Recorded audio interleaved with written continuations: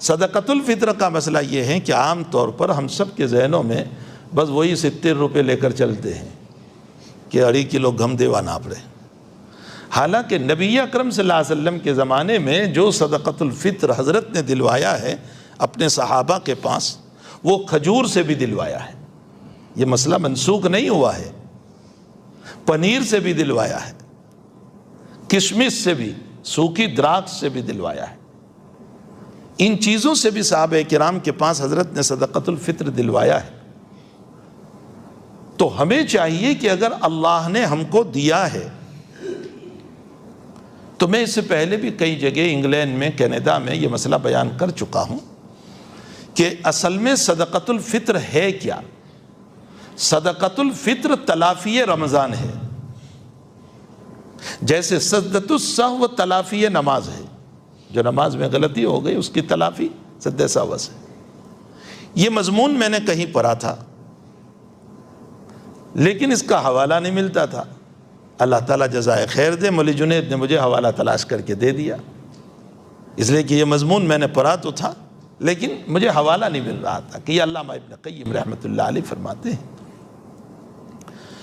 کہ جیسے نماز کی غلطیوں کے لیے سجدۃ السہو ہے، اسی طرح روزوں کے اندر ہم سے جو غلطیاں ہو جاتی ہے اس کے بدلے میں صدقۃ الفطر ہے.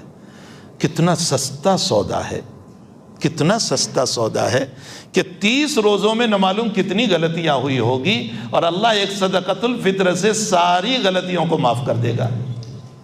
تو پھر سستا کیوں تلاش کرتے ہیں؟ اور وہ بھی پوچھتے ہیں مول صاحب کنٹرول نہ گھؤں چال ہے کہ نہیں. جو سرکاری دکان کے گیہوں ہوتے ہیں نا 2 روپے والے، وہ پھر اوپر سے اور بھی مسئلہ. فقہا نے یہ مسئلہ لکھا ہے کہ اس گیہوں سے صدقۃ الفطر دیا جائے جس کو تو کھاتا ہے، اور اگر تو اعلیٰ درجے کا کھاتا ہے تو پھر اس صورت میں اسی اعلیٰ درجے کے گیہوں سے صدقۃ الفطر دیا جائے گا. لیکن اسی پر پابندی نہیں. اللہ تعالیٰ نے اگر دیا ہے تو پھر کھجور سے. اب گیہوں سے ہیں تب تو وہ 2 کلو پونے 2 کلو کا مسئلہ ہے، لیکن کھجور سے ہیں تو پھر 3.5 کلو، 1 سا مکمل. کشمش سے ہیں، گریپس، سوکھی دراکش، تو بھی 1 کلو. اب 1 کلو کھجور میڈیم سائز کا ہمارے وہاں 500-600 روپے میں آتا ہے، 3.5 کلو.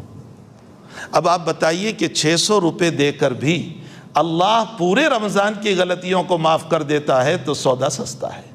سستا ہے کہ نہیں؟ بہت سستا ہے. اگر کشمش کی قیمت لگا کر کے تو قریباً 1000 روپے کے قریب ہوتی ہے، 1000 روپے. میرے گھر میں 4 فرد ہے مثلا، میں نے 4000 روپے دے دیے کشمش کے اعتبار سے، یا کھجور کے اعتبار سے 500 روپے، تو 2000 دے دیے 4 آدمیوں کے. اگر 2000 دیتے ہوئے میرے پورے گھر کی اللہ تعالیٰ تلافی کر دیتا ہے تو یہ سودا سستا ہے. میرا بیٹا عید کے موقع پر کپڑا سلاتا ہے تو 10,000 روپے کے ہوتے ہیں، میری بیٹی 15,000 کا. ہمارے حضرت شیخ یونس صاحب قدس سرہ فرمایا کرتے تھے کہ جب مصائب اور پریشانیاں آئیں تو صدقہ کرو، اور بڑا صدقہ کرو، چھوٹا موٹا نہیں. حضرت پوچھتے تھے کتنا کرو گے؟ کوئی بیمار ہوتا تھا تو حضرت پوچھتے تھے کتنا کرو گے؟ 5,000. اچھا ڈاکٹر کو کتنے دیے؟ 2 لاکھ. تو حضرت جملہ فرماتے تھے کہ مخلوق 2 لاکھ کے لائق ہے اور میرا اللہ 5,000 کے لائق ہے. حالانکہ دینے والا تو شفا کا وہ ہے، ڈاکٹر نہیں ہے.